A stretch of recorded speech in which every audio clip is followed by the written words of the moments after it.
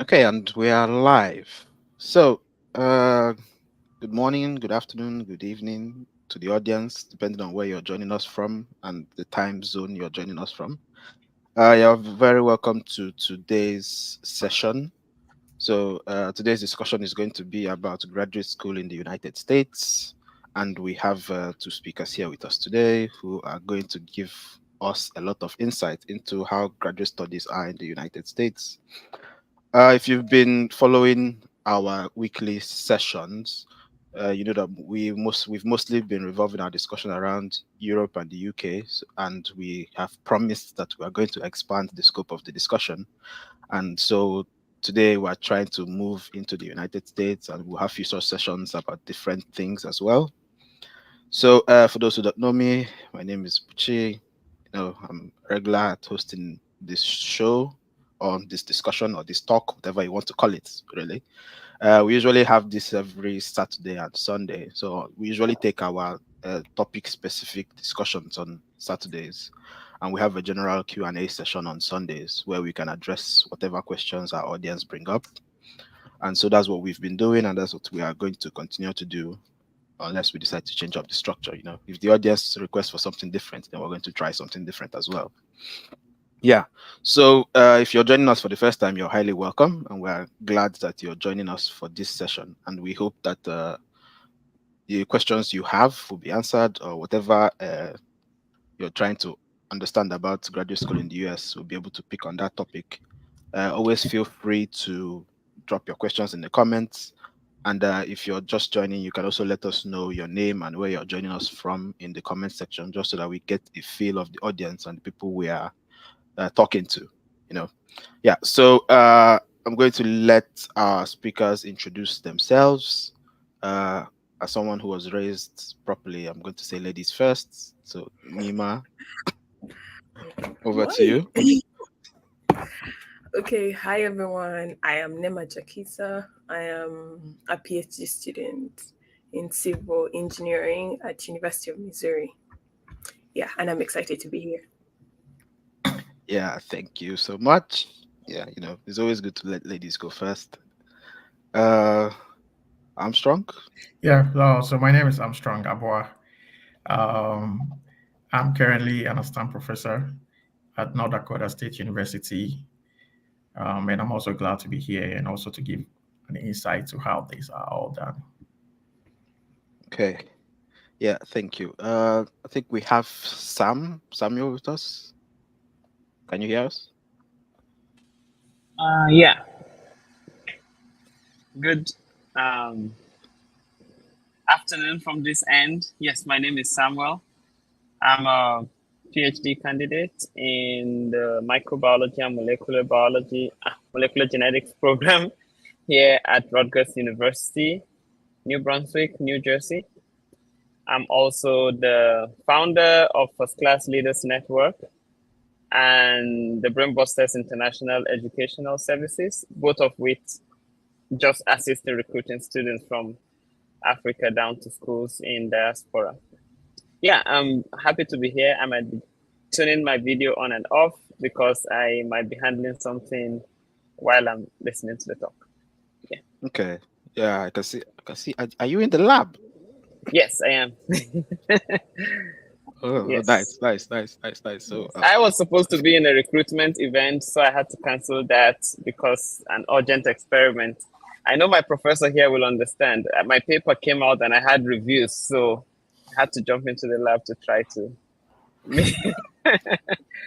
catch up the yeah, reviewer. yeah, Yeah. yeah, The that's life of wonderful. That's wonderful. candidate. Yeah.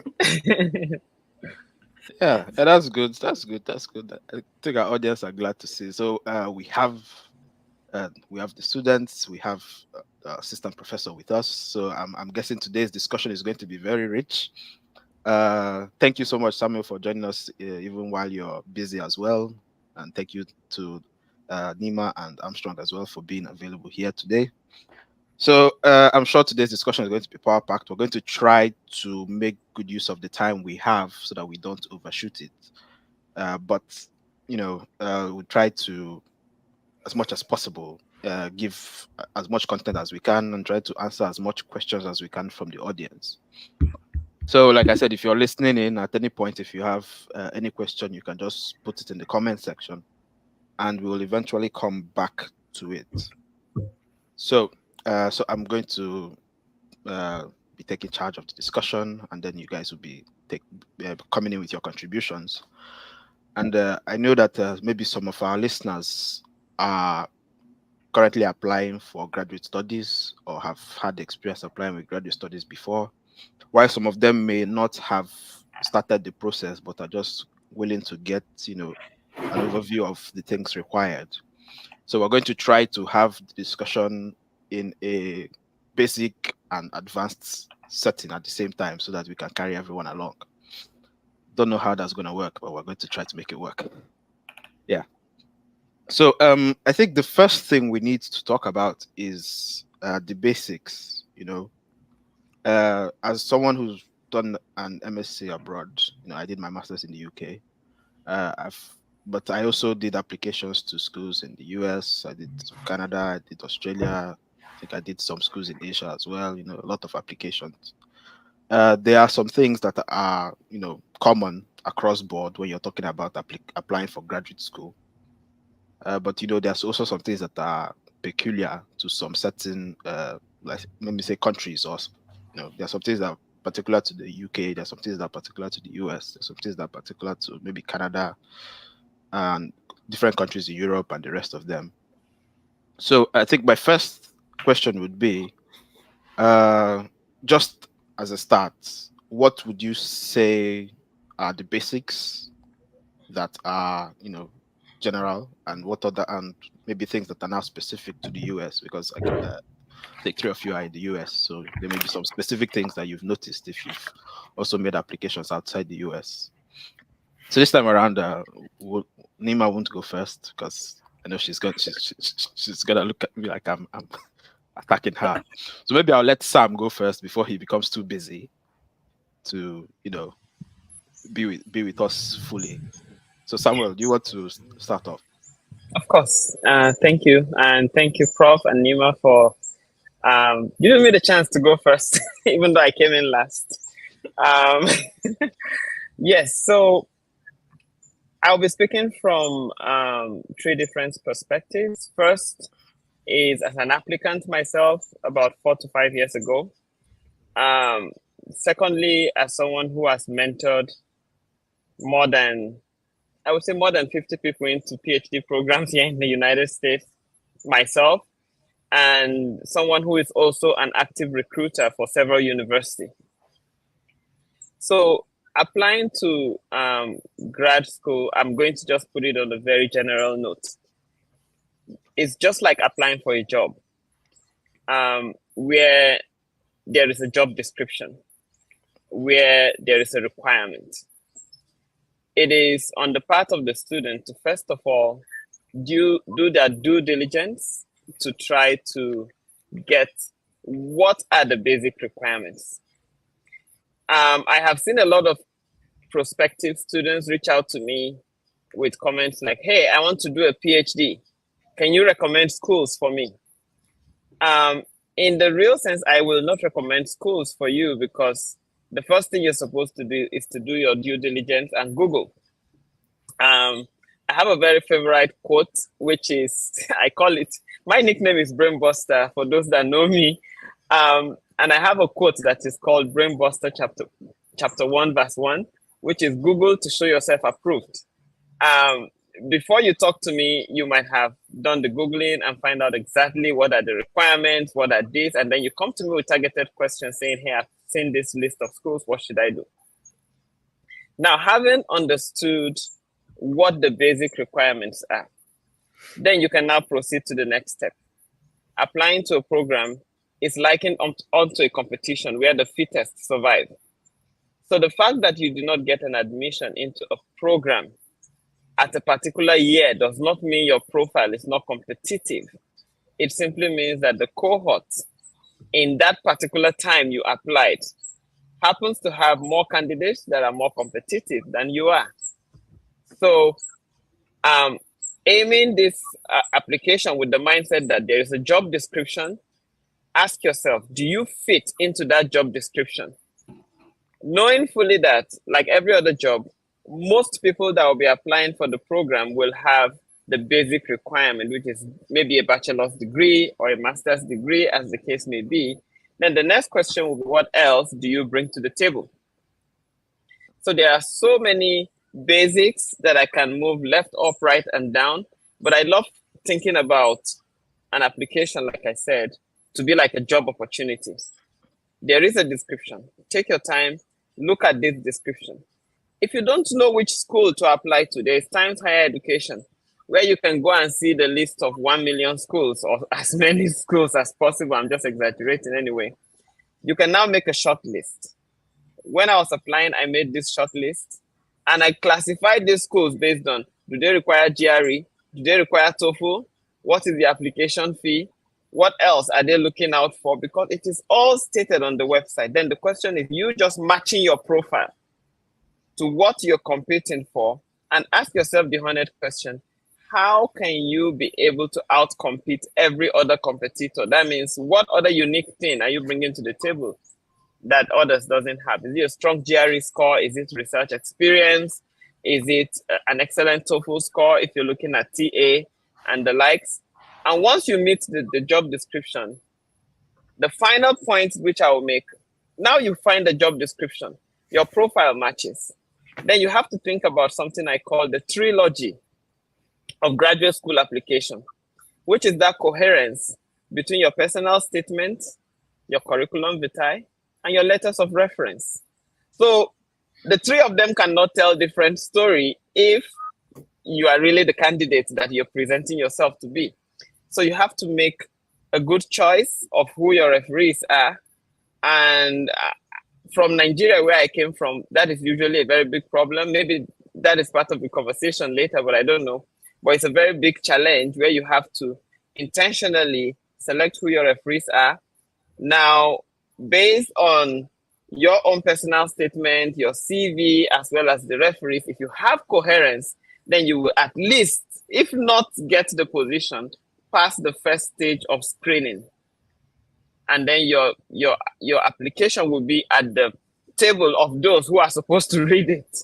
Because if you don't have coherence at the early stage, where I used to call it, I don't know how it's happening, Prof, in your school, but here at Rutgers, the people that do the first reviewing are the non-technical people. The people who don't even know the science, they just pick it, blah, blah, blah. It's the three of them, are the documents together. Yes, forward. Are they not together? Automatic. You get the automatic email saying, please, we are sorry that this happened. So before you get to the table of the people who will actually do the reading, you should make sure everything is in coherence, at least to pass that stage. I would be happy to take more questions, if any. But if I have said anything, I mentioned three basic things. Number one, think about it as a job position where you have to do your due diligence to read, identify what they need, and present your profile, which is Google to show yourself approved. Number two is to find out what else are you bringing to the table other than the basic requirements. How can you outshine the master? Is there any relationship between what you're doing research as with what they are offering? How can you tell them that you're the better candidate other than me, who is also an applicant? Now, the third, which I mentioned, is coherence, the trilogy of graduate school application. Your curriculum vitae, your statement of purpose, SOP, or some people call it personal statement, as well as your letters of reference. They just have to be in agreement. Otherwise, you won't even cross the first stage, let alone thinking about landing yourself the offer. I hope that helps. Yeah. Thank you so much, Sam. I think that was a very, very rich answer. You cut across almost the whole process itself. I think one of the most important things that resonates with one of the messages we always pass on this program is that you have to do your due diligence. You have to research. You have to read. Most of these things are not very complicated if you just take your time to find the right information, and most of the information is online anyways. There's no special place that the information is hidden. It's just that some people think that is a Herculean task, and some people think that it's not as easy as it seems. But to be quite fair, it's not as difficult as you make it out to be. Most of the information you need is readily online, and if you're ever in doubt, I always say email the school or email whoever you're in contact with to always ask your questions.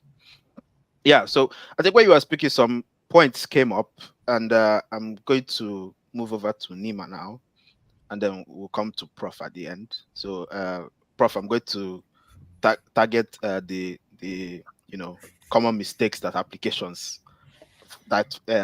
go through, since you're on the you're on the other side of the discussion now, because you're not a student. Yeah, so we're going to talk to you, and someone mentioned about the reference letters, and I know that's a very integral point, so we're going to come back to that.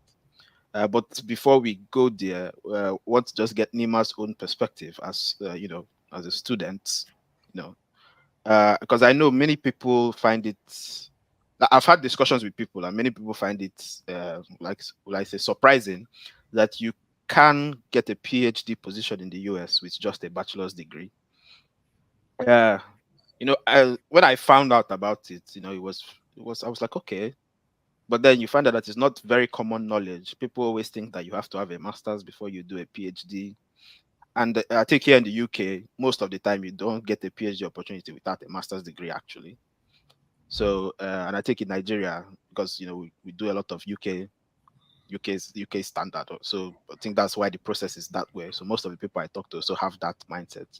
But I know that in the US, you just need like a bachelor degree as a basic requirement. So Nima, so for you as someone who has applied and gotten there and started the program, just give your insights into how the process goes.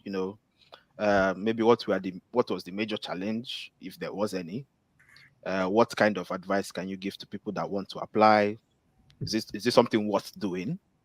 And where should they start? I know Samuel has said a lot of things about where to start, but in practical terms, let's say you've done your research, you've done the due diligence, you've gotten a school that you want to go to, probably maybe you've gotten a professor that you want to work with, or you found someone that you think you want to work with. So what would you say the next steps are from that point? Oh, okay. Yes, I was actually going to talk about the fact that you can actually apply for a PhD before your master's here in the US.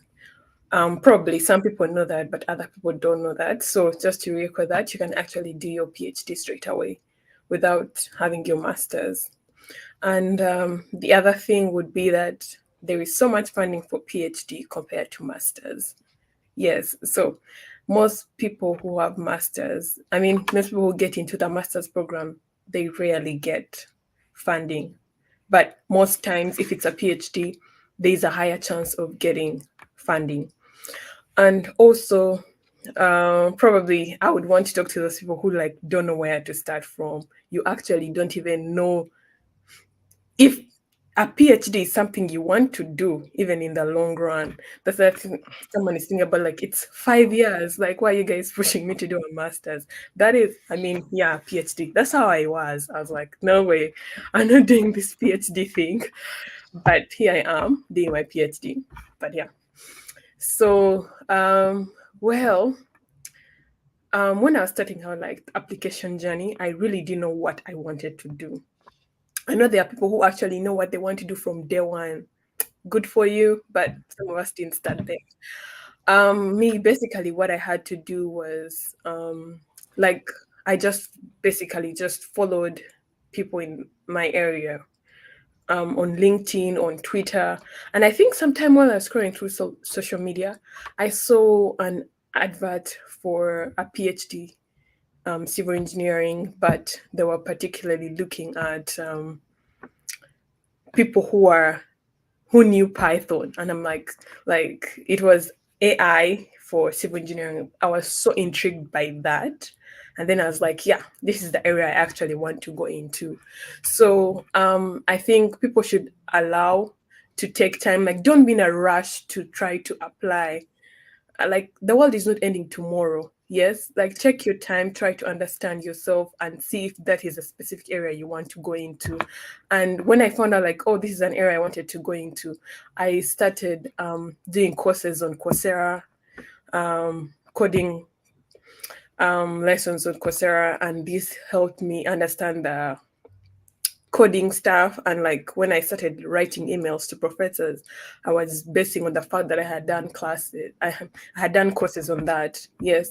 So you also talked about if you find a professor. So I'll talk about that a bit. So how do you come to get the professors? Like had been talked about before, you have to get schools. You can narrow down to like 10 or 15 schools. There are very many schools. That's the truth, and they can be overwhelming to actually narrow down to the different schools. But just try to get like 10 random schools. They shouldn't be in the same state, and they shouldn't have the same ranking. You shouldn't only go for top schools. When you get those schools, just go to the specific course, look for the professors. When you come across the professors, look at the area of research they are looking into, because you don't want to apply to a school blindly. You want to be sure that the areas are actually, or the research done there aligns with what you actually have, and also the different your experience. Because I'll give an example of civil engineering. Like civil engineering is broad. There are some schools that have only transportation engineering and environmental engineering, and maybe they don't look at pavements, and pavements is something that you are very key about. Yeah, so it's always good to actually look into the different faculty to see the specific areas you want to go into. And and I believe that the best way is for you to try to build your portfolio. If it's for you to go and volunteer in a specific area, I mean, a lab, to get the experience to put on your CV, you have to do that. Create time to build your portfolio. Yeah, I think that's it. I don't know if I've missed out anything. No, no, no. I think very, very good and solid points there. You know, uh, I think one of the most important things you talked about is not applying blindly, which is a very, very important factor, because if you don't know what you're doing, or if you don't understand the process or the end goal, or what you're trying to achieve, I think you end up getting caught up in a lot of mistakes, or making a lot of effort in things that maybe are not going to yield the results that you're looking for. So it's always good to understand the dynamics of what you're doing, and which is why we have sessions like this, and it's important that people know that you can pursue a PhD straight from your PSC. So if you didn't know that and you're in the audience, you can start thinking about if it's something that you want to do.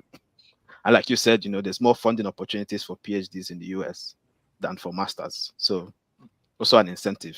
Turns out that the country wants more people to do PhDs. Yeah.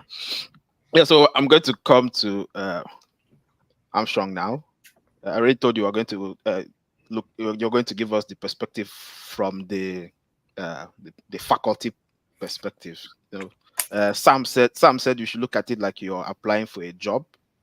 So in that case, the student is an applicant. Well, that means that you, on the other side, you're a recruiter. So we want to understand things from the recruiter perspective. So Nima said things, points that the applicant should look out for, probably from her own experience, things that she did, how to start. And I think those are very important points. But from your own end now, as a recruiter, what are things that you say that people are looking out for, or things that maybe, let's say, would disqualify the candidate's application? Sam said initially in their university, the first set of people just look at the documents. Are they coherent? Yes. If not, go straight to the no pile before they actually get to the technical people that are actually going to look at the applications. Yeah. So, but I'm guessing that's a situation where you make an application directly to the university, maybe, and then you have like a supporting letter from a supervisor that you're looking at. And I guess that's the standard way of doing it with the whole application process. So, but from your end, as someone that might be taking students as a supervisor that's going to give someone the go ahead, because you can't get a PhD admission without having a supervisor that's going to give you the thumbs up. I guess I may be wrong, so I just want to hear from you. So let us know how Okay. things are on that end. Yeah, so just to clarify your last statement, yeah, you can get a PhD without an advisor. So that's possible though. Okay, so to begin with, I'd like to first give you like a very good perspective of how this whole process is done, right? And it differs from school to school. That's the first thing you have to understand, right? Every school has different admission procedure, right? But you can say that about 90% of schools, right, use the same strategy or the same process, right? You have just a few that would deviate from the normal. And those few, what they do is that they don't do rolling admission. So you see schools that don't do rolling admission, they don't do some type of admission. Now, those schools, let's say about 5% of schools in the United States have that kind of admission strategy, right? So they have what they call admission committee, which is not dependent on any professor in the school, right? So the school set up admission committee, which sits down to review all applicants at a time. Okay, so they have a deadline. You apply to the school, and the committee decide when they want to meet, and they also be around the table and they discuss the applicants and who they want to admit and who they don't want to admit. Okay, so now those are also in some situations, right? And those schools, some of them are very clear on their website. They tell you, hey, do not contact any professor whilst applying to this school, or do not get in touch with any of our faculty whilst applying to this school. And typically see it on their website, right? Because schools like Stanford, MIT, they warn you not to do that. Why? Because admission is not based on those professors, right? So professors wait till students are admitted. And when students are admitted, they now have a forum with the students to now seek candidates that they can bring in their lab or they are willing to fund. Okay, so that's one, right? John Hopkins normally organizes these seminars, right? Once they admit the students, they organize their portfolio and students will now come and meet the professors. Interactions, one-on-one, Zoom breakout meetings. Then they see where they can match and pick students from there. On the other hand, chunk majority of schools, literally students are admitted by professors. And that's how come students want to reach out to professors and say, hey, do you have assistantship? Do you have TA? Or do you have research assistantship, right? Because the professor has, let me say, about 80%, power to say, okay, I'm bringing you on if you meet my criteria. The only thing that he has to check to see that you have met graduate school minimum requirements. Once you meet graduate school minimum requirement and is willing to work with you, he's providing the funds. He wants to bring you on board. Whether your background meets, he can bring somebody from, computer science to civil, and he doesn't care, right? Or you can bring somebody from sociology into civil. If he wants to fund you, want to fund you, right? So those are a bit of things, right, that you want to really understand how admissions are being done across the United States, right? But if you don't even check, right, as I said, about 90% or more of schools, admissions are done by the professors, right? What it means is that once you apply to the school, it goes to graduate school. Graduate school sorts out the applications and push it to each and every single department, right, that you're applying to. The department gets the application, and the department can be large, right? So you can have, let's say, civil engineering or whatever. Then civil has environmental, has transport, has structures, has water, has waste. So these are all different areas that people can apply to, right? So then the department now sorts it out to the different programs and now give it to the faculties that are under those programs, right?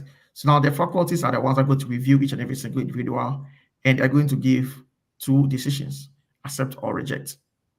Okay, so every candidate is going to be generally reviewed by all the professors within that particular section, right? So assuming that there are 3 professors in lesser structures, right? They all get the applicant document and they all review it and they all give either accept, reject, or whatever, right? But if you're a professor, you have your money and you want to pick a student, you go straight away and you pick and say, hey, I'm providing this student with this X amount of money. Now, other professors will just ignore and just let it go through because you're not providing the money to the students, so they don't care about whether the student is good or not, right? Yeah. So that's like on the admission point of view. Now, to go into specific, what one would look into in picking out a student, right? So you first get an email from a student. Let's say that's where they all start from. They say, hey, go through, look at the department profile. I mean, they're going to look at the professors. You see their email, you want to write to them, right? Now, the first thing you want to see is that you get an email from a student. And obviously, you see that this person just copy and pasted things from other professors he sent it to, right? So these students are writing so many emails to different professors and just copy and paste them, right? Sometimes they even copy the person's name. You say the person's name in your emails, like, wow. Well, and this all comes to that, the point you raised about due diligence, right? You have to pay attention to details, copy and paste. I received one email from a student, and the fonts are of different font types. Okay. And as soon as I saw that the fonts of different, I just stopped reading. Okay. Now, if this person didn't take his time to even draft an email for me, why will I spend? I have so much to do. I just see the person as not very serious, and I'll just ignore it and move on. Okay. Probably the person might be serious, but his person didn't take time to draft an email to send to you, right? Just like 10 minutes, 15 minutes, due diligence, just draft a good email and send. That's a problem, right? Secondly, because the first way we get a student is through emails, or some even call you, but emails, you get emails on a regular. Okay. Now, with the emails, what will prompt a professor to be much interested in you and say, hey, let's set up a Zoom meeting, or let's set up a meeting for me to get to know about you more before I ask you to go ahead and apply for me to admit you to my lab, right? Regardless, you can still go ahead and apply to the school. Don't get it wrong.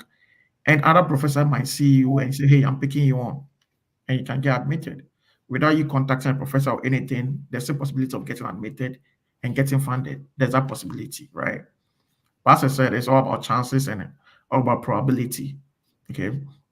So with the email, one thing that one would want to look out for is alignment, right?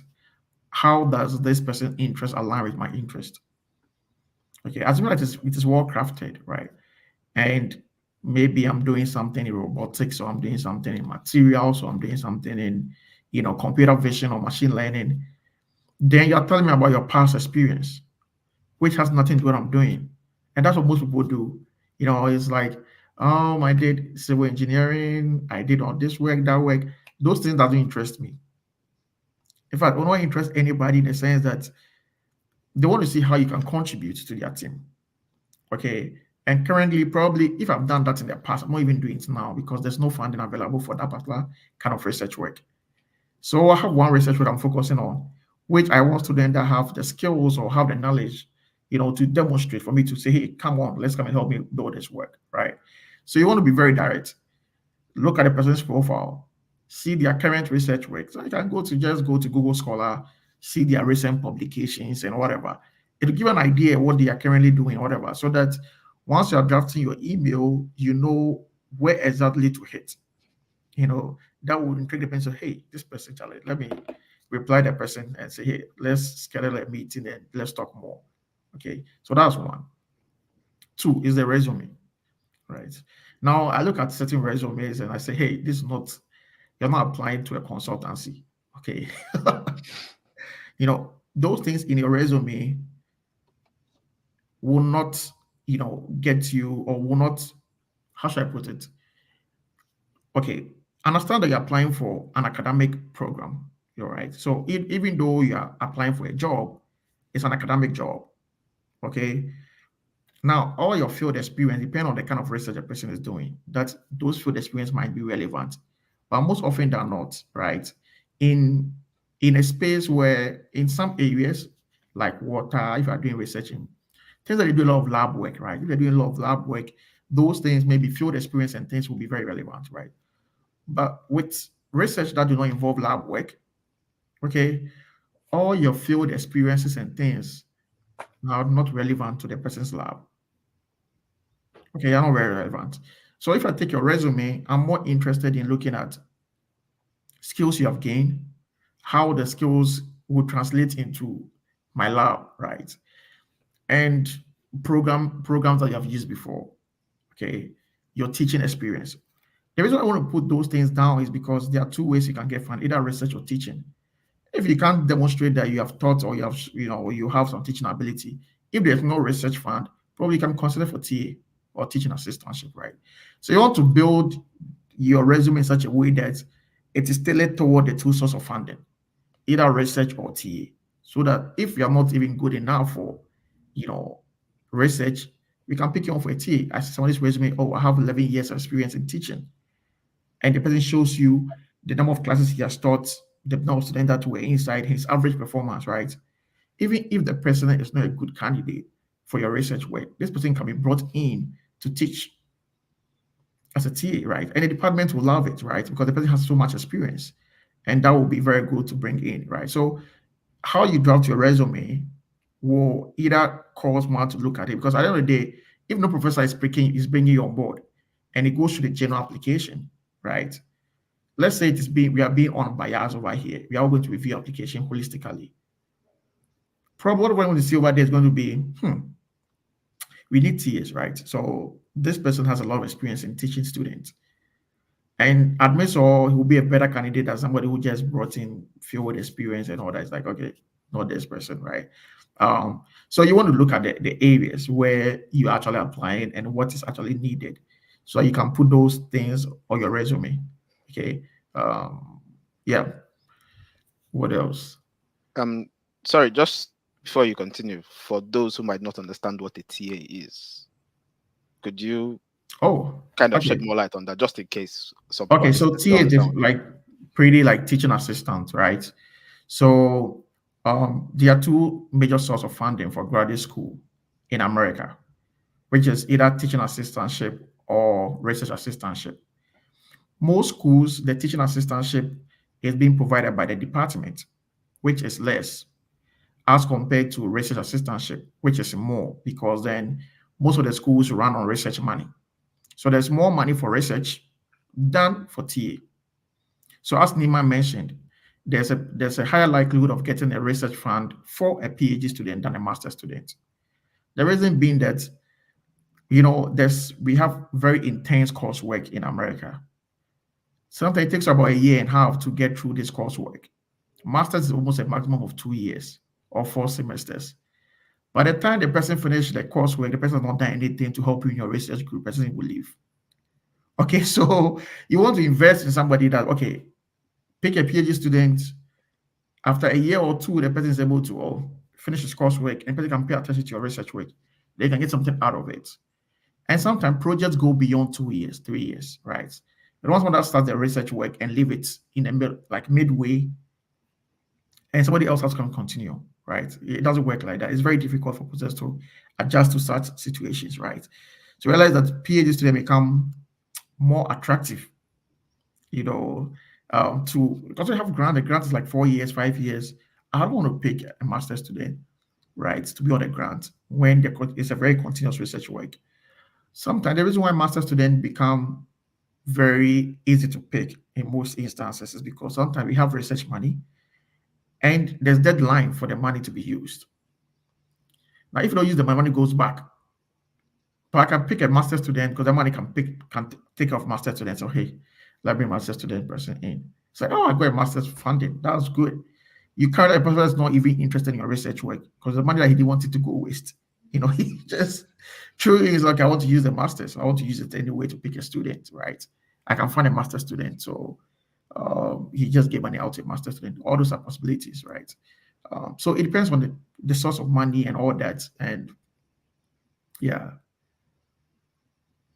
Yeah. I think that's important point. Do you want to talk about the reference letter before we continue? I think we've not touched that. Okay, yeah. About that part.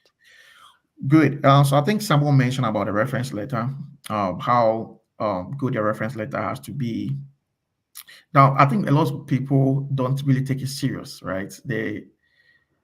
One of the things that you get to know in America that works a lot is recommendation, right? So if you're looking for jobs or whatever, they take your recommendations very serious. Okay, so you can put a very good application, and if your recommendations are not very good, okay, you're not going to get the admission that you wanted.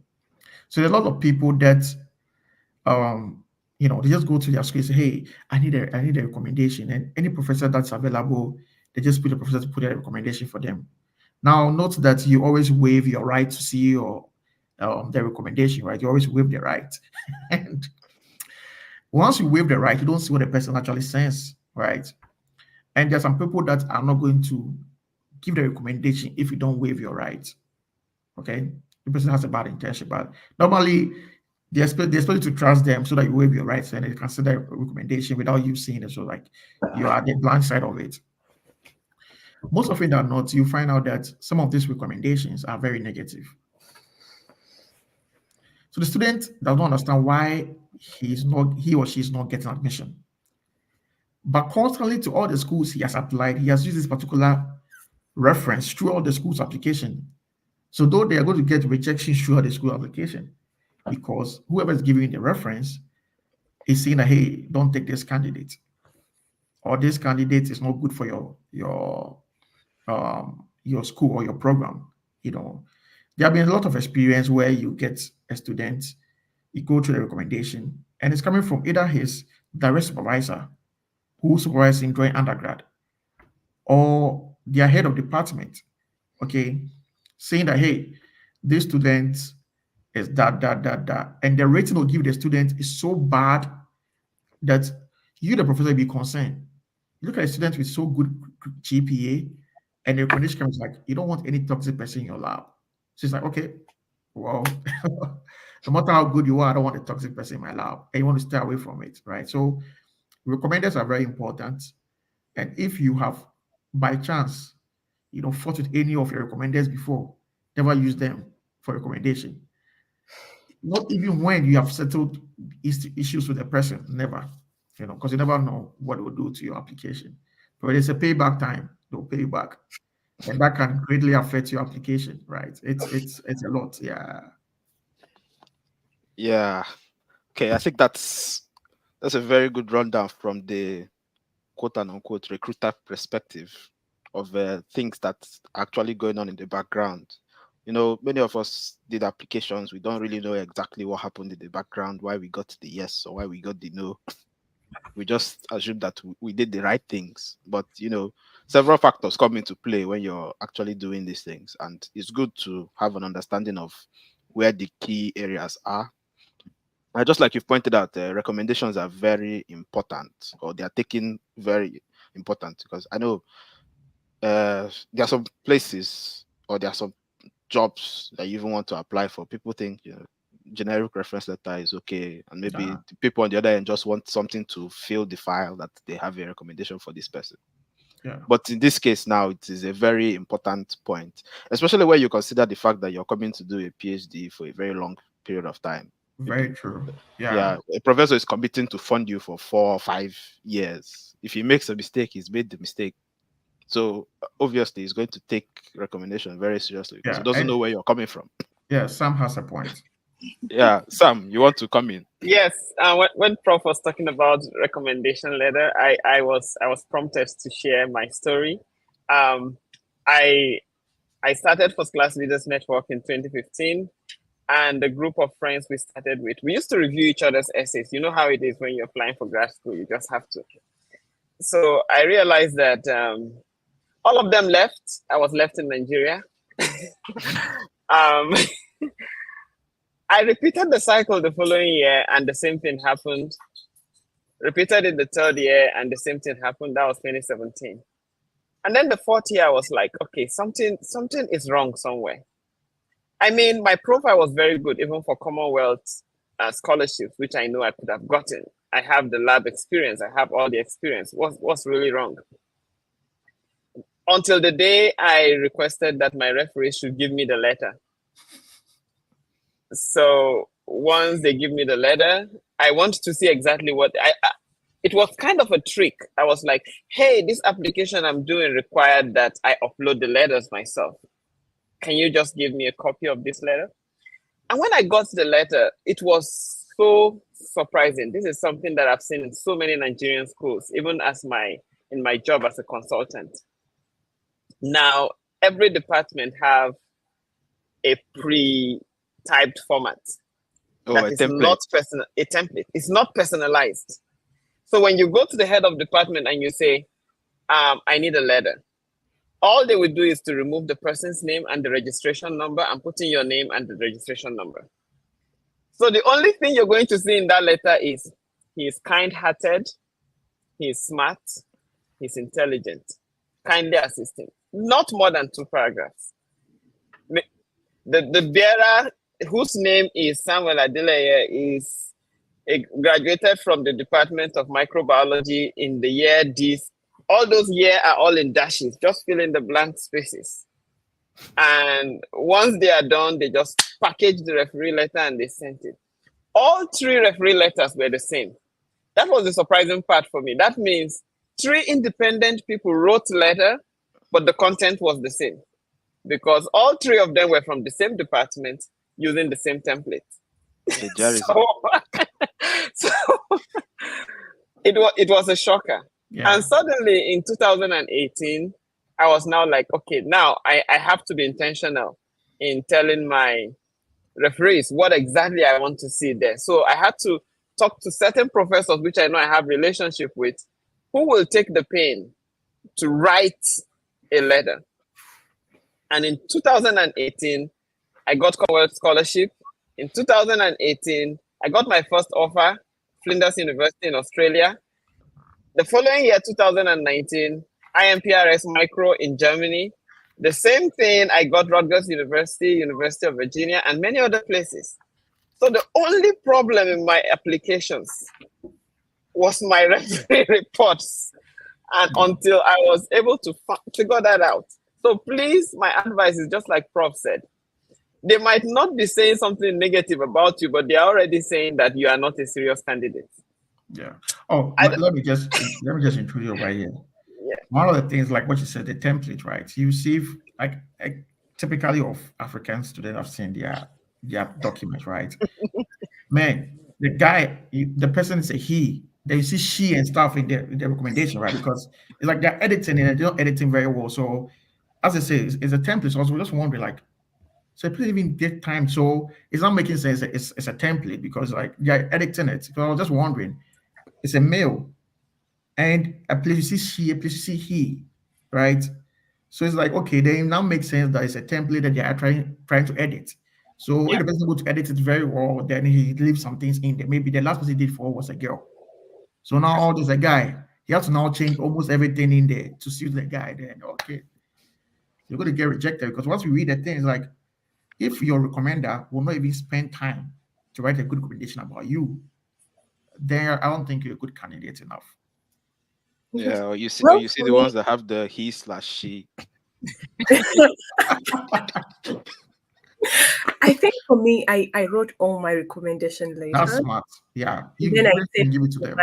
I send it to my recommenders and I'm like, wherever you feel like I'm over exaggerating, you can tone it down, but this is the template you should use. Yeah, that's smart. Yeah. Because recommendations are very key. It's very key, and yeah, because I think personally I have the same experience. My referee told me to draft a letter, make a draft of the content you want in the letter, send across to me. I'll, repackage it, put it in the letterhead, and then send across.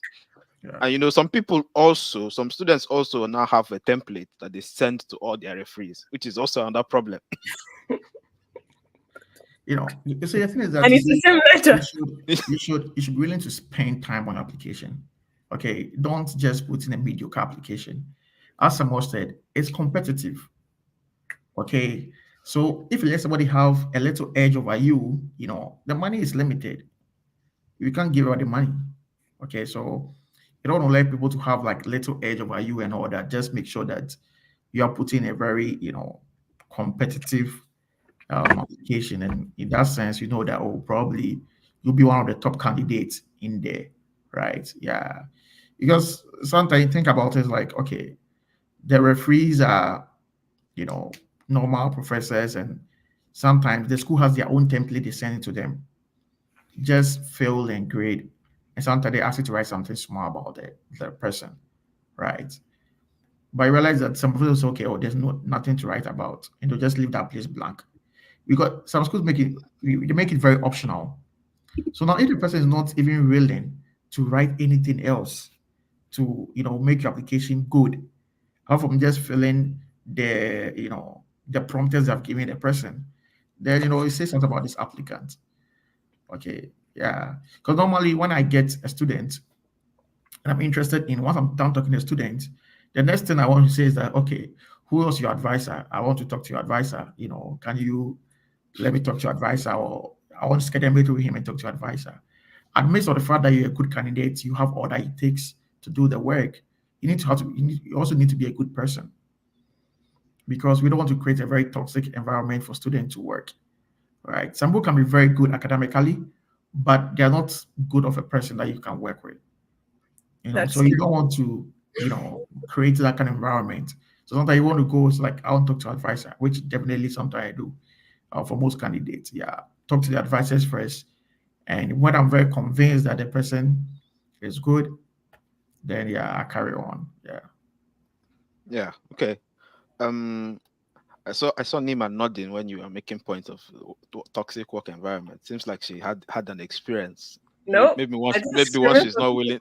Undergrad who are top students, but they're not people you want to work with. So I think it's also a good point. If you look at the whole thing as a job application, you should also know that nobody wants to bring someone on a team who's not a team player. Yes. So you should also consider that while you're making your application. I mean, I always tell people, if you're putting the CV and you're putting experience, you need to put at least something that shows that you've worked with others. If you're trying to apply for something that's a team kind of application, especially if you're working in a research lab that requires you to collaborate with other students, there should be some sort of collaboration in your CV to show that you have those skills to work with others and achieve results, in addition to the teaching that the prof has also mentioned, because that's also a very, very important point, especially if you're looking at that TA position. Yeah. So I think we're almost at the hour, but I think we have some questions in the comments which I would like us to quickly address before we end today's discussion. I believe we've said a lot of things, and I know that there's still more to be said, but you can't say everything in one go. So I think we have this first question here. Can you expatiate on applying for a PhD in the US with a bachelor's degree? I think we've talked about this, but does anyone want to say anything additional to that? Because I think we've talked quite a lot about that. Anyone? Prof? Nima? Or you? What was the question again? It's there.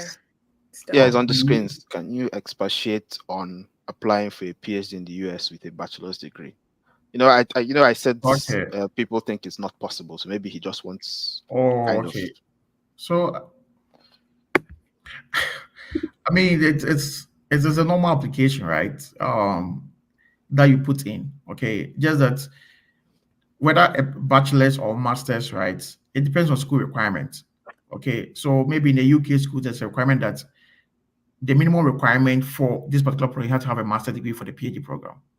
Okay, so the same way you can see in some schools in the US here that some programs need you to have a master's before a PhD. But for most often than not, most schools or most programs with bachelor's, you can do, a PhD, right? Because the PhD requires a lot of coursework. In the UK, your PhD, you don't do coursework for most part of it. It's all research intense, or like it's just research, right? And there are less courses. But in America, both master's and PhD, you are doing a lot of coursework. So the person can come in and his first 2 years of his PhD could be like a master's where he's taking coursework to stabilize, right? And that's how come like they have that leverage for you to do both, either a straight PhD or get a master's and whatever. Because even when you get a master's first, in your PhD, you can transfer some of your credits as part of your PhD program. That cuts your coursework shorter, right? So I think it's this whole coursework thing which I think overlaps with master's and PhD, right? Because in each case, they expect you to do some coursework. So if you have fulfilled that coursework in master's, you don't have to fulfill those same coursework again in the PhD, right? But if you don't have it in master's, you have to fulfill them in PhD. So your first 2 years in your PhD is going to be coursework based, a lot of coursework. And people do that, and maybe in the first 2 years, they even get a master's and continue with their PhD, right? No, okay. So, yeah, so you can get a master's in your first 2 years and still continue with your PhD, right? Once you have met the master's course credit requirement, right? So it is like the PhD has master's embedded into it already in a goal. You get a point. Yeah. Okay. Yeah, that makes sense. That makes sense. Why the timeline is also 4 to 5 years, kind Yeah. of. Yeah. Okay. Okay. Other UK, Yeah. it is like 3 years, right? For a PhD. Yeah, in the UK, it's 3 years. Yeah, and it's only research. You just no coursework. Yeah, it's mostly research. Yeah, no coursework, nothing. Yeah. Yeah. Let's see another question in the chat.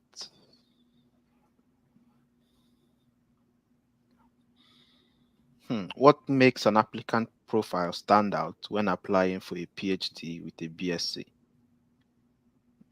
I think this question is kind of coming off of if I'm going to ask my own question, it would be if you are applying for a PhD as a BSc holder and you're competing against people with an MSc, how much does that factor in, or what can you do with your BSc to make it better if the MSc is going to make the other person more competitive? Samuel looks like he's eager to answer this question. Yes. Go ahead. I'm here but not here, if you understand. So I'm listening to all the conversation.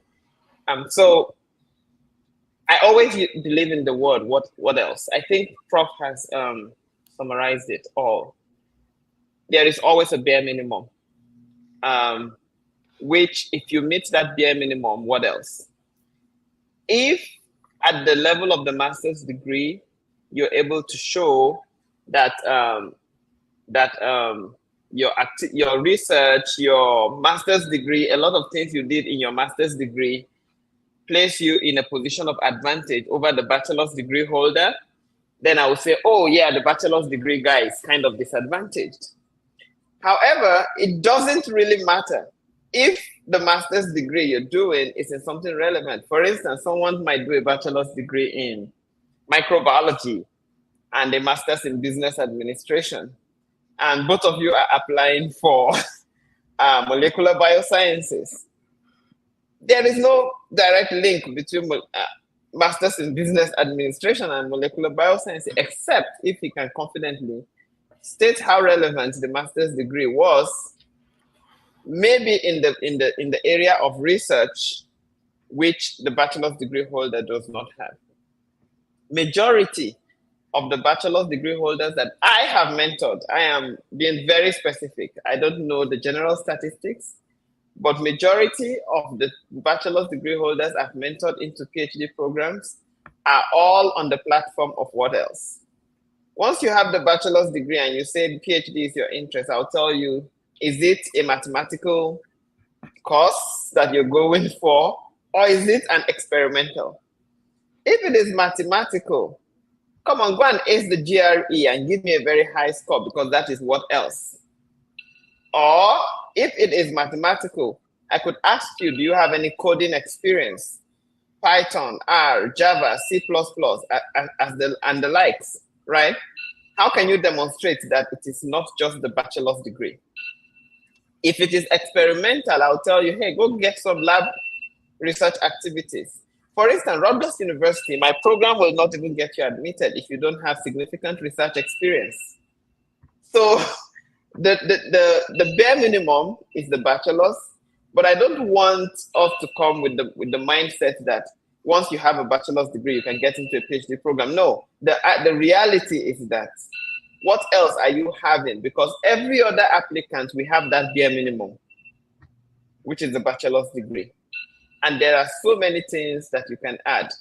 I will use a very funny illustration. I'm sorry to those who are not very religious, but there's a part of my Bible which I really love where they talk about the valley of the dry bones. I usually use it to describe applications to grad school. And how I say it is that It all started from the bones.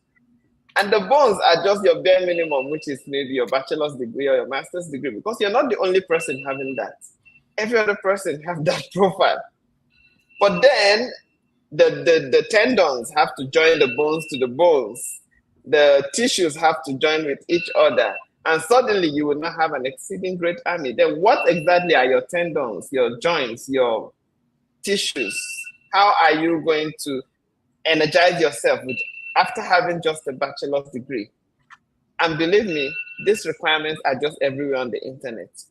When you see it, you know it. You know what you need to add as far as your application is targeted. Yeah. So to add to what Samuel said, right? There's like how should I say it? There's little difference between a master's student and a PhD student. I mean, and an undergrad student. Like very, very little.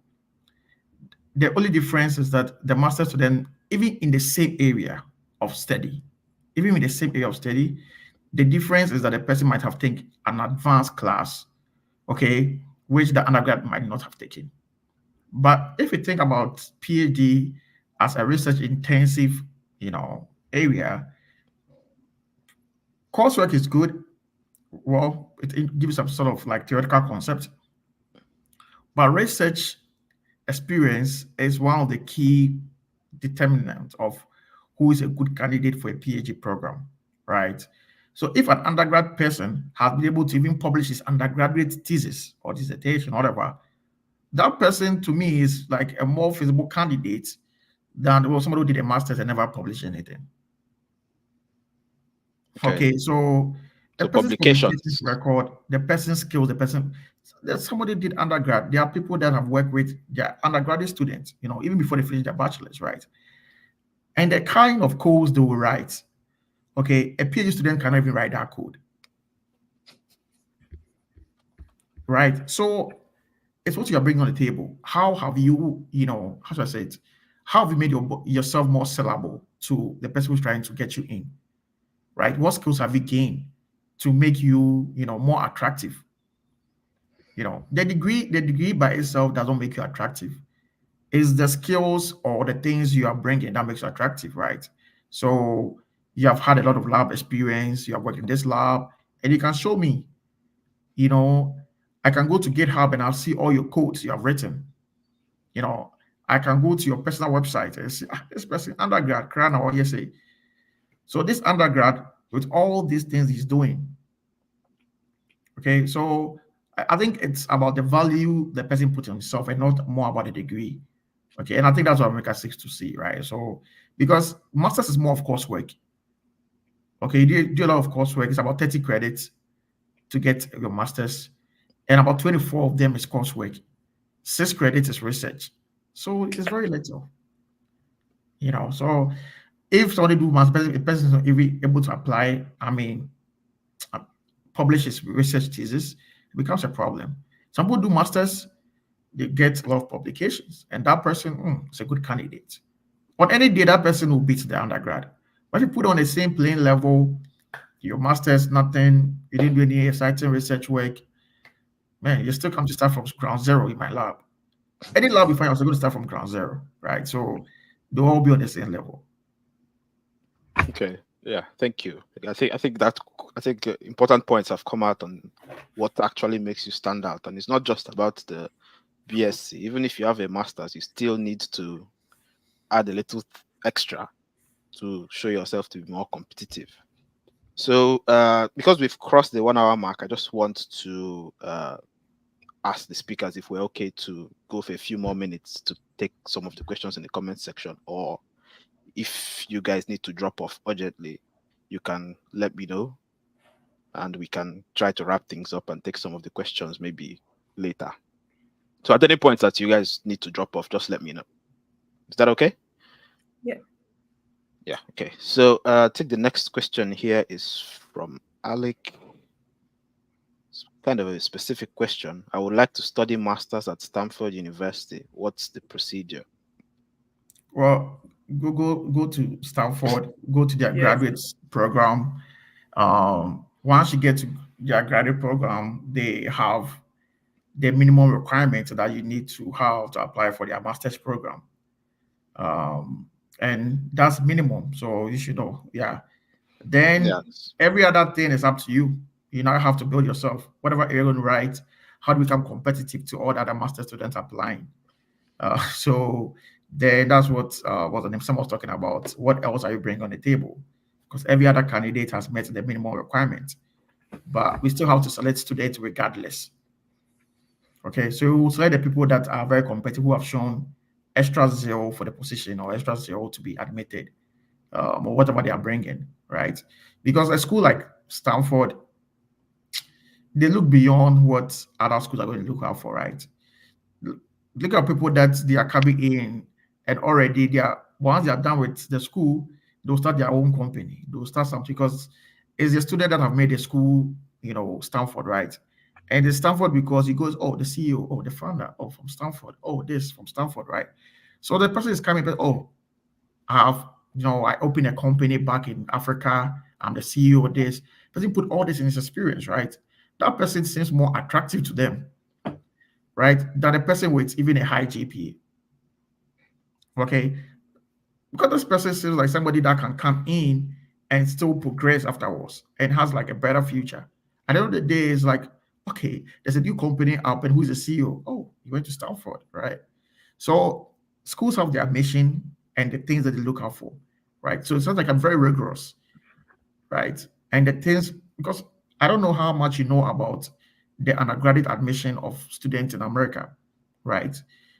How the college, like how the high school students have to go through to get college admission. Man, it's nothing like what we do in Ghana or we do in Africa. The students have to participate in so many extracurricular activities, open their own organization, do a whole lot to prove to Stanford, MIT, Cornell, that see they are good enough and they can come in and excel. So not only academically, but ability to combine all extra things, right? So looking at a school like Stanford, then you know you're required to do more than like the barest minimum to get admitted. Yeah. Yeah. Okay. Yeah. That's the Ivy Leagues for you. Yeah. And I would think don't put all your eggs in one basket. Apply to as many universities as you can. Yeah. So diversify, take some shots at the Ivy League. Yeah, it's not a bad option when you have to choose between the universities. Yeah. Okay. Sam, did you want to come in? No, I think it has just been summarized by everyone. Okay. So remember that there are, in the US, there are schools that are classified as R1 universities. If you Google it, you'll see them. So don't ask me which ones. And there are some that are called R2. And there are some that are not R1 and they are not R2, but they are still offering PhD programs. Okay. Now, once you're shooting down to the R1, your competition is going to be stronger terribly than when you're shooting to an R2. It is also going to be fierce when you're shooting to every other institution. Now, that is just on the surface. On the other hand, again, the reputation of the lab that you are applying to will also determine how fierce your application is going to be, right? So if you're applying to just any lab in any universities, it's very easy to get a place.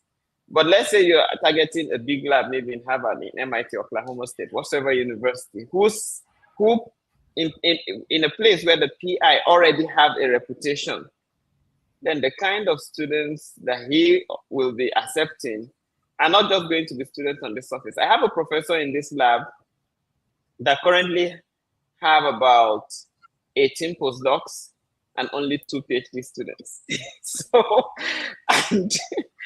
and those 2 PhD students, when you meet them, they are already independent, even before they started the program. So his selection criteria is up there. That doesn't mean you are not a strong candidate enough, but it's because you were targeting that lab. So there are so many other options, tons of them. Just do your due diligence, do your Googling, and I'm sure you'll find one. While you're shooting down to Harvard, MIT, Yale, and the likes. Look for other schools, which we call the safe schools, and also try to shoot your applications. You surely land one. Yeah. Yeah, thank you. Thank you. Yeah, and also to add to what you said, right? Not bad schools. So the schools Compared are to very good. The cool. schools are good, but if you are targeting a PhD, you know you want to be very conscious about who you're going to work with, right? So for undergrad and masters, if you're looking at school for your selection before selecting a school, that is great. But for a PhD, your advisor is what counts, right? It's your advisor totally, right? Anyway, you're going to ask you, who did you work with? Who was your advisor? They don't care about your school. Because if your advisor is doing good research work, it's going to translate into your work. So in America, whoever you're going to do your PhD with really counts a lot. Like it really counts more than the school that you even attended for your PhD. Okay, but for bachelor's and masters, well, fine, the school you go to, because that's what they're going to write on. For PhD, you look at the advisor. Yeah. Okay. Important perspectives coming through now. I hope our audience are taking notes. I'm also taking some small notes on my own notepad here. Yeah. So I think we move to the next question. I think we have just one or two more questions and then we're done. So I have this question from Gloria. Yeah. Gloria is one of our regulars, always with us on the weekends. So Gloria is asking, I realized after rejections that my referee, a professor, didn't write the letter of reference because he can't access his email. He can only write printed letters of reference. Is creating an email for him that I can use ethical? I wouldn't personally. I wouldn't advise to do that. Creating an email for your professor. No, don't do that. And the other thing, is he the only person you can use? I mean, I feel like maybe I'm wrong, that if a professor is really invested in your reference letter, he'll create an email to do that. Yeah. Isn't there any other person you can actually use to create for you your letters of reference? I just don't think it's ethical to create an email for a professor. No. I'm sure. Do you want to say anything? You look like you wanted to say something at some point. Well, yeah, it's not ethical. It will be strict reject from the school, right? Because we have actually uphold like academic integrity and all that. So if in the beginning you are lying to us, but I don't think it's something that we are going to do it. If by any chance the person is able to send it, the person can contact graduate school, and graduate school can let the person send it directly. I can give a typical example. When I was applying to grad school, I also had an issue like that. Each time professor sends the email or the recommendation, able to receive the recommendation. So I called graduate school and I was on the phone with the graduate school coordinator. I was like, hey, the professor is here trying to send the email, able to send it. It's okay, then send the email directly to my email. So he asked the professor to send the email directly to the graduate school email, the coordinator, and he manually uploaded it onto the platform, right? So you want to create some sort of transparency. You don't go ahead to create your own thing without the approval of the school, right? So you can call this, hey, I'm encountering these issues. What do we do, right? Is there a way we can send the email to you directly because they want to verify that it's not coming from anybody else, but it's coming from a professor or somebody that they can trust. So then he got on a call with a person, he still had to use his institution email address to send it, not from a Gmail, for the coordinator to know, okay, this is from the right person and not from anybody else.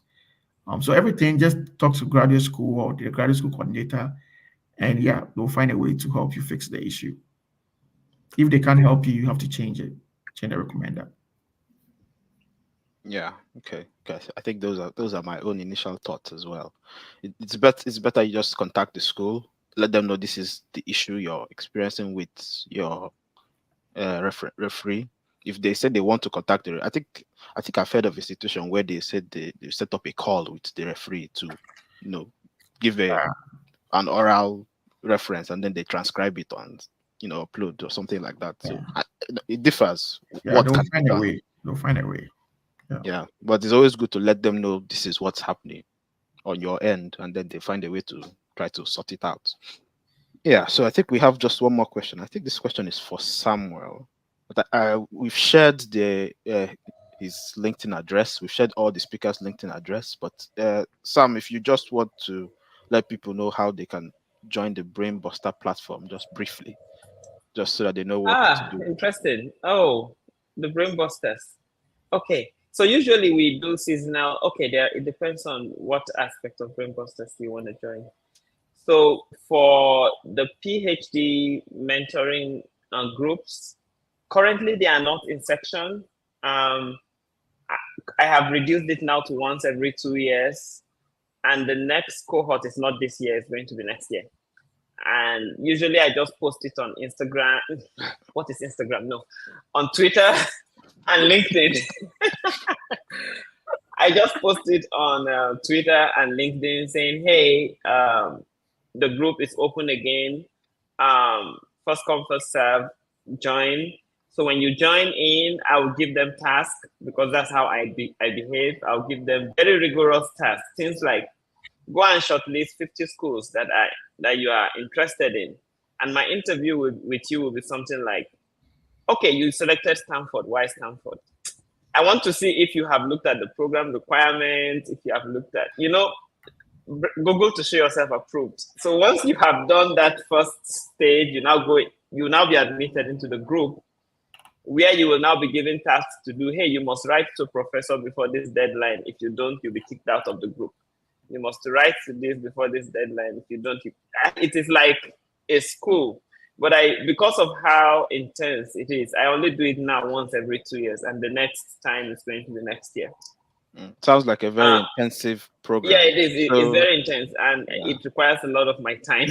So, and Prof will understand me, maybe Nima also, because I'm graduating this year, hopefully. So I'm in that point when I only have time for me, my wife, and my son.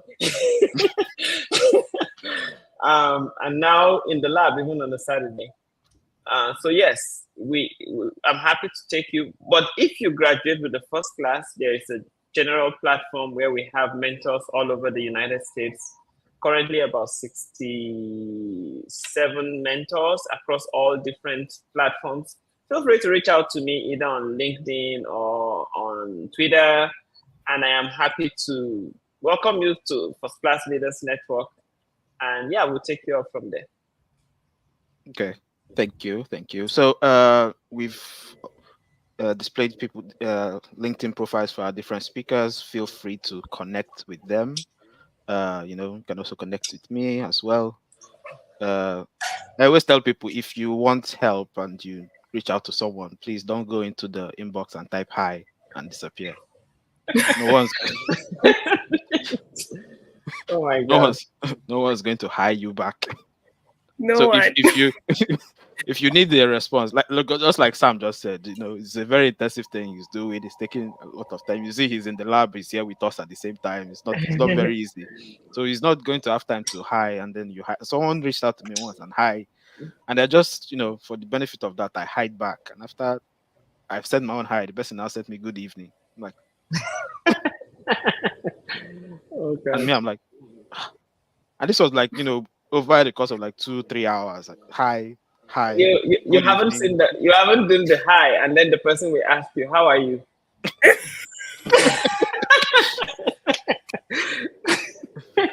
Yeah. So I'm not saying. Sorry, but you have to speak. So what is happening to me now? Like, hi, how are you? Like, seriously. So yeah, late. I have to come and speak. Okay. So it's still happening. So please, I'm not saying you shouldn't greet, be courteous and everything, but if you're going to reach out to someone that you need something from, or you need, advice, or you have a question, you can say hi. Hi. Just make it like an email. I hope this email finds you well. State what you want. I totally agree with you. And when you're approaching people, make sure you have respect for their time and knowing that responding to you is not your right. So, uh, because some people will come with the statement like, I need you to give me schools that, and I'll be like, wait, you need me to do? Okay, I should leave Yes, we everything. need you. We need you. You know, I don't even know you. So yeah. Yeah. So please always try to, let's be, because it's still the same way. If you don't learn how to approach people online, it's going to reflect when you're emailing professors as well. It's just going to come off. You're not going to know when you're going to just let it slip in. You need to understand how to talk to people that you don't know. Well, let me that give don't one know you. example. Okay. A Lot of student reached examples out going and around. I was like, hey, yeah, your profile is really good, and I would like to, have, an interview with you, and the interview is going to be on this, on that, and that. Now the student now replies back and say, hey, can you take this thing out and let's focus on this? It's like, what?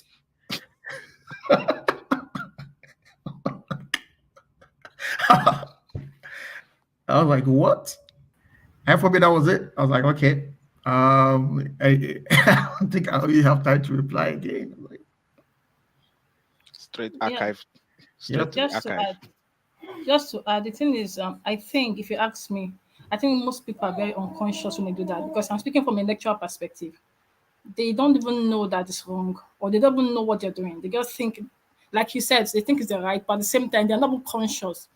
Like, for example, one happened once. I think it was someone was referred to me. Someone referred someone to me, and the way the person was speaking, I'm like, first of all, let me just tell you this. Do you want to listen? And he said yes. And I said, if you are using this attitude to approach others, they will not respond to you, and you will not even know why. Now Yeah. I'm telling you that you are being disrespectful, so I'm telling you because I know you don't know. And the person was like, "Oh my God, I'm so sorry. I never knew I was being disrespectful." So the person learned on the spot. Yeah. So at times they don't know. Honestly, they don't, and it's sad. But not everybody have the patience to tell them that they are wrong. They just ignore them.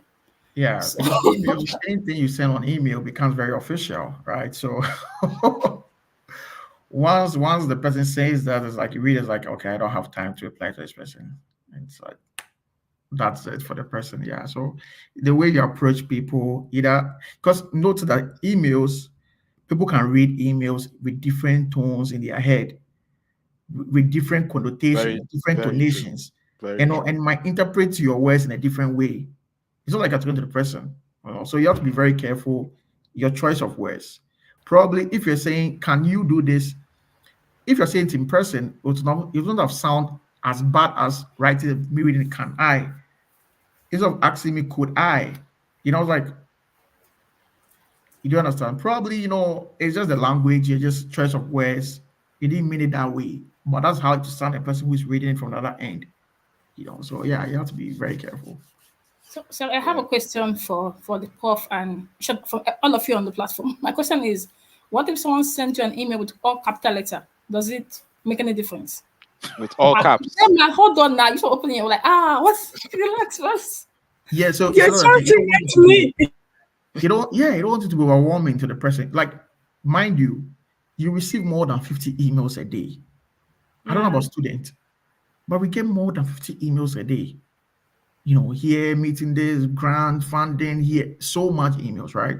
So you see a student email, and the first thing is, I'll come back to it. So should a person should be lucky for you to even open it in the first place, and you're seeing all this comes like, I'm going to struggle to read this, right? So you just, ignore it, so I'll come back, or maybe you never come back again, right? So just make your emails very, simple and straight to the point, that it not take me so much to understand what you're writing. Take away any grammatical errors when you're trying to understand what you're writing down there. So just make it very simple. No caps, You can even highlight the most important thing. That's what I like to do, right? I'll highlight them. Like normally I'll bold in it in the email. So the person can just, our brain works in a very funny way, right? So the person can just, his mind will just go to the bolded items and just look at them without reading the whole thing. So normally I highlight the most important things in the email, right? Either make them very bold, right? Or highlight them with, either blue or something that will stand out. And sometimes I bullet my points. I don't put them aces. bulleted point type of, okay, this is well organized, right? So you tend to read a bullet point than reading a whole paragraph or essay. Yeah, those are tips. Yeah, that's true. That's true. Nima, do you also want to answer? You like all Well, caps? you would think that the person's keyboard is messed up, honestly, because why caps? Why? Yeah. I think we have one more question that came in. Probably that will be the last for today, and then we'll call it a day. Winner is asking, as regards this research experience, I studied mathematics. I don't have any research experience, not because I don't want to, but that's the nature of learning in my school. What is my position now? So, if I'm trying to understand the question, well, I first of all say that this question is not very clear. So it's also one of those things when you're writing, try to be as clear as possible. When you say you don't have any research experience, does it mean you did a bachelor's degree where you didn't do a research project, you didn't do a thesis, you didn't do, even if you didn't do like the whole big thesis, you didn't do anything at all? And that's the what you mean by that's the nature of learning in your school? Or do you mean that what you did, you don't think it's representative of research experience? But let's say, for example, you didn't do a thesis as part of your bachelor degree. Let's try to answer the question from that perspective. I'm not sure if that's what you're asking, but let's try to answer the question from that perspective. Uh, Me, I would say if you didn't do that in school, you can find other ways to get research experience outside of school. There are different things that you could do. You could as well volunteer to even work with a researcher in your school. You could work with organizations that do research. There are some NGOs that do research on different things. And mathematics is a kind of very core element of research in itself, because almost all research that is analytical finds a way to get back to statistics and the basics of mathematics. So those mathematics skills on its own is a very important part. So you can find different places to apply it. If you ask me, that's the way I would tackle that kind of issue. uh Anybody want to add anything to that? But if you're listening, and just try to clarify what you mean by you don't have any research experience with an additional comment. But let's just see what we can say about that. Do you guys have any Yeah, other thing to so say? volunteering is one way to do that. And you can also, I mean, you don't need. Well, I mean, probably you're done with school, right? You can sit down and do your own research work. You can take some papers and start reading, and gather some things out and put down a literature review. At the particular area that of interest to you, right? And sometimes we might not even need you to show some publications or whatever. We want to see your writing skills. Okay, because if I'm going to pick up a PhD, you're going to do a lot of writing, you're going to do a lot of publication. So if your writing is not good, how do you even publish in the first place, right? So sometimes they ask you, oh, can we see a sample of your thesis? Because it's going to show us like, how your write-up is and all that, how you write and other stuff. If not, it's like, okay, if this person in question didn't do thesis, then there's nothing to show, right? But you can, summarize articles, So if you read some articles, you can put them all of them into summary, right? So person requests for it, it's like, oh, I have this article summarized over here. You can look at how I write my stuff, right? And that's how some of these GRE things help. So the writing aspect of GRE, sometimes give the professors an idea how good your writing is, how you're able to, articulate your ideas and communicate it very well, right? So it's okay. Go to very high intense research schools like the R-round schools, and I say, okay, maybe your writing should be 4.0 and above, right? Or 4.5 and above. And it's mark over 6. Um, so it's very important that you demonstrate some research experience. If you don't have, it could be your writing. We can request for your thesis or anything, or you can volunteer to work in a lab. The US here, man, a lot of people need help. You know, I normally get help. I normally get a lot of help from people from Ghana. like undergraduate students, who just want to learn. But at the same time, they are being exposed to all these research things that they are doing, and they learn and they add it as part of the experience. So it's also part you can volunteer or do it by yourself Yeah, yeah. or Any not do it at additions? all. Yeah. Nima is laughing. Okay. Yeah, you cannot do it at all and maybe build yourself in a different area, which can also attract, other people who want to bring you in. Yeah. I mean, it also depends on the field you're trying to go into, I guess. Yeah, a lot. Yeah. So because PhDs, when you say PhD, everyone thinks it's research, it's a lot of reading, but not all PhDs are lot based on lots of reading and reading and reading and reading of articles. There are some of them that require other things as well, other skills to come in. So it really depends on where you're breaking the field you're trying to penetrate into. Well, that's true, right? But at the end of any work in a PhD has to result in a publication for most Yeah. part of it. That is how you sell, that is how you communicate, right? No matter the amount of lab work you do, you have to sit down and now put everything into writing. People can do very good research work, but their papers always get rejected. It doesn't mean they don't have good finding, they just don't know how to communicate their research work. And that's nobody goes to like, oh, I did a very good research work. What's the end product? Yeah. So writing skills very important. Yeah. Once your papers are getting rejected, it's like nobody understands why your papers are getting rejected, right? Like Sam said, he did the work, he submitted, the reviewers brought comments, and he's in the lab doing other additional things to add to it, right? Sometimes, no, after all this lab work, you have to sit down to communicate. Because the person's not there in your lab with you, right? And you probably have like just 10 pages to explain work that you did for 3 months, even a year to explain that work. You've spent 1 year doing some work, and they say consolidate all that work into 7 pages or 10 pages, right? So Yeah. it's in itself is a whole skill, right? Yeah. And sometimes it bothers a lot of professors, because it's not about the research, it's about the communication. And other people are more keen about the writing and technical, how you can write technical reports and all that. It's very, very important in a PhD. Yeah. Yeah. Okay. So because we've done an hour 30 now, we are going to be finalizing. But I think Gloria dropped something in the chat in relation to what we are discussing. And she says, I can relate with Winner. I did my undergrad project by trial and error without any assistance from a supervisor. It questions one's ability. And well, I don't know.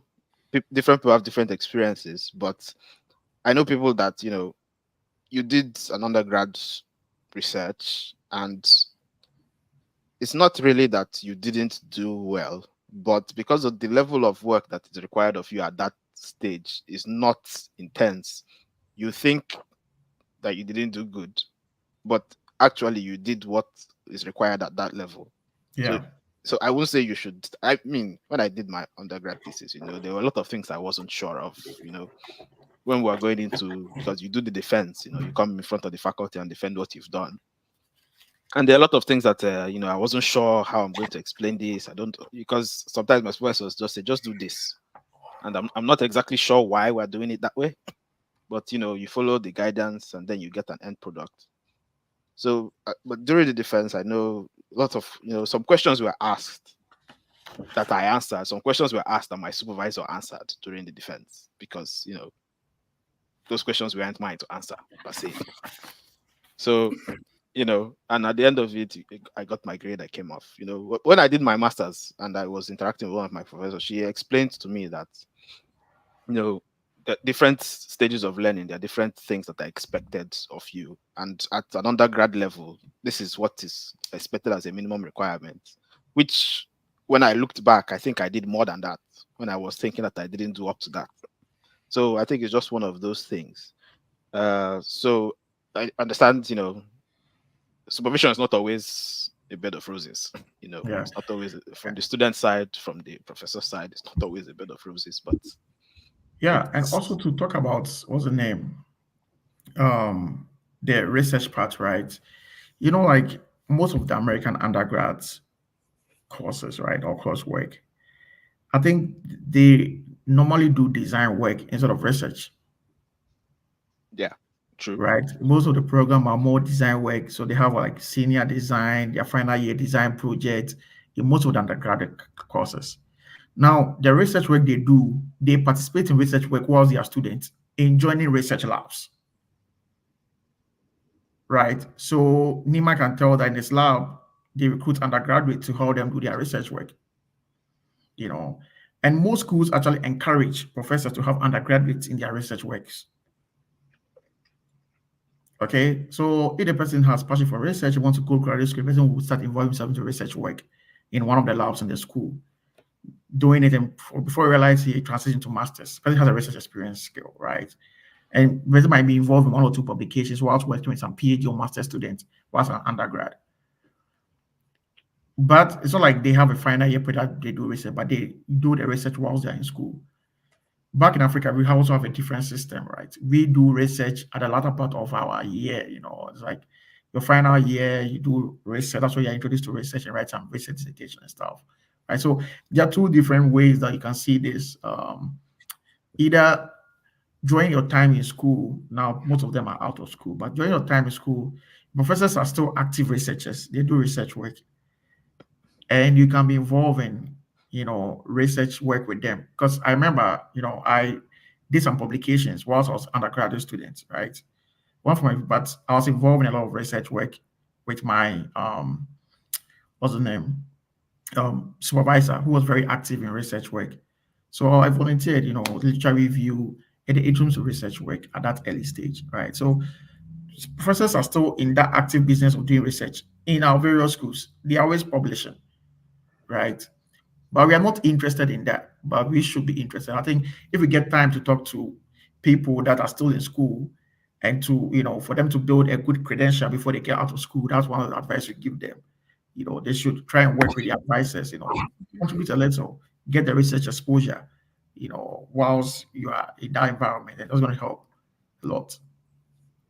Yeah, okay. So I think those are the last questions we have for today. And it's been a very wonderful and rich discussion. I'm sure I can see people in the audience, saying very informative. They've gotten a lot of useful insight. I'm sure we could go on and on and on because there's always a lot to talk about when you start talking about these things. You can drill down to one area and start going down. Doesn't stop. But we have to call it a night or an afternoon or a morning, depending on where you are. So at this stage, we usually just do this is where we say goodbye to the audience, and every speaker just drops their what's the take-home message or the last message you want to drop with the audience. So I'm tempted to do ladies first, but Nima is looking at me in a certain way, so maybe I'll start with. Okay, you want to go first? It's okay, I can go first. Yeah. Yes. So my last comments will be you guys need to take your time and sit down and come up with a proper plan. You shouldn't be in a rush to get things done. Like I said earlier, the world is not coming to an end tomorrow. If you know you have some gaps you have in, for example, the person is like, oh, I think my research is not yet up there. You set out some maybe 6 months to try to connect to people, do more research, and then apply the coming year. Yes. What else? Yeah, and yes, please do not underlook whatever you have done. Yeah, so sometimes we have that urge to downplay everything that we have done, especially in the research that we did in our undergrad. Yeah, don't downplay whatever you've done, and you got what it takes to get your admission and your funding, and I wish you the very best. Oh yes, and I'm also sending out greetings to my people in Uganda. Yeah. Yeah, thank you. Sam, are you still with us? Right here. Yeah, parting words for our listeners. Again, Google to show yourself approved. I will leave you with this. applying for grad school is a full-time job. Make sure you approach it with that mindset. When you do that, then you will know that there are things that you're supposed to do carefully. And every school you'll be applying to, make sure that your application is targeted. Do not use one SOP for all schools. Do not use the same referee reports for all programs in all schools, except if maybe it is the same, what do we call it? The same, what do we call it? A course or things like that, and research team. Ensure that everything you're doing is targeted. You don't need to submit 500 applications. You just need to submit 10, 5, 2, 1 that you have carefully given your all. So that when you get the results, you will know that, yes, you've put in your best. If there are places to improve, you can now improve. But in everything, I wish you all the best. And I can't wait to have you guys in the United States. Reach out to me if you come around. Yeah. Yeah. Prof, Yeah. final words for our people. Well, I think they have said it all. So I'll just say that you need the life, you in the first place. So eat well, have less sleep, and on top of it all, be human, right? And put humanity first in everything you do. Sign out. Okay, thank you so much for that. So yeah, so you guys have been part of the discussion. You've heard it all. As usual, we'll be having Q&A tomorrow. Same time, same. I'm tempted to say same station, but same platform. You find us here. We do the general Q&A on Friday. So if you are still digesting the information from this session and your question pops up in your mind, you can always come and reach out to us here again tomorrow, and we will try to answer your questions. All the speakers will not be here tomorrow, but we will be here to take the questions. Sometimes we answer the questions on the platform. Sometimes we need to take the questions away and come back with answers for you later on. So whichever way it goes, you can always meet us here for your Q&A tomorrow. And then next week, we'll be having another session. And the title of that session is PhD for You. So that's that's one of our important sessions that we have decided to have after interacting with a lot of people, and a lot of current PhD students, a lot of prospective students, a lot of people that have finished their PhDs, a lot of people that struggled to finish their PhDs. So we've decided to have that conversation. So we'll have people that are currently on their PhDs, people that finished their PhDs, people that want to start their PhDs. We have speakers here that are going to tell us about what you need to understand about a PhD to be sure that that's a journey you want to take. I'm not trying to discourage anyone, but it may not be a journey that everyone wants to take, because everyone has a different pathway that they want to achieve what they want to achieve. I mean, you can be a researcher without a PhD. When I did my master's, one of my favorite lecturers, she was very passionate, teaches very well. She doesn't have a PhD, but she talks like a professor. Never really got around to asking her why she doesn't have a PhD, but people have different things they want to do with their lives. So we're going to have that discussion. It's not to discourage you from having a PhD, but it's to let you know that these are the kind of things that come up that you need to prepare yourself for, because they say to be forewarned is to be forearmed. So that's what we'll be doing next week. We'll be happy to have you here once again. Just mark down your calendars. Obviously, you see our adverts and we'll share the links and all that. But yeah, so I want to thank all our speakers for a wonderful discussion today. I want to thank our listeners and the audience for their wonderful questions. And we will see you guys again tomorrow. And for those who may not see tomorrow, we will see you again next week. So at this point, I'm going to say have a wonderful rest of your day. Thank you, and good night.